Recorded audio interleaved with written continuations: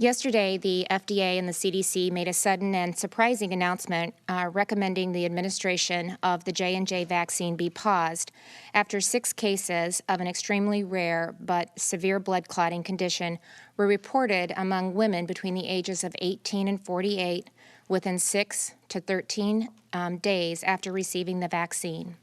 And none of those cases occurred in Iowa. This was a surprising setback at a time when our vaccine efforts are showing much progress, and because states weren't informed in advance of the announcement, we were left to develop contingency plans in the moment for vaccine clinics scheduled yesterday and throughout the week. We're working to allocate additional vaccine where it's needed and ask for Iowans' patience as we finalize these details. So even though Johnson & Johnson doses are on hold right now, we were already planning for a minimal supply over the next few weeks due to the slowdown in manufacturing that had been anticipated. So the immediate impact of this decision on our vaccine supply should be manageable.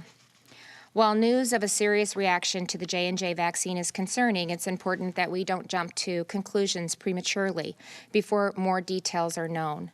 Nearly 7 million doses of J&J vaccine have been administered in the United States, and at this time, we're aware of only 6 cases resulting in the rare blood clots.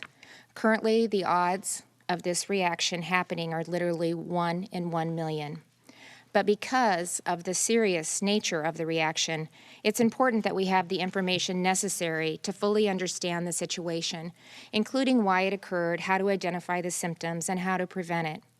By temporarily pausing further use of the J&J vaccine now, the FDA and the CDC can inform the medical community about the condition so doctors are prepared to diagnose and treat it, and meet with the CDC's Advisory Committee on Immunization Practices today to update recommendations for the vaccine's use. As I mentioned earlier, I received the J&J vaccine myself 6 weeks ago. That's hard to believe, it's been 6 weeks ago. But during the evening of my vaccination and the following day, I, like the doctor said, experienced some mild side effects that are common with any of the COVID-19 vaccines, including a dull headache and general fatigue.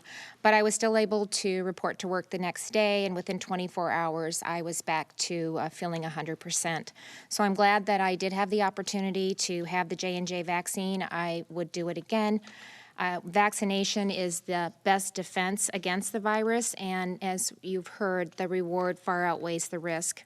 While the White House reported yesterday on its weekly call with governors, the temporarily pausing the use of the vaccine should not impact supply going forward.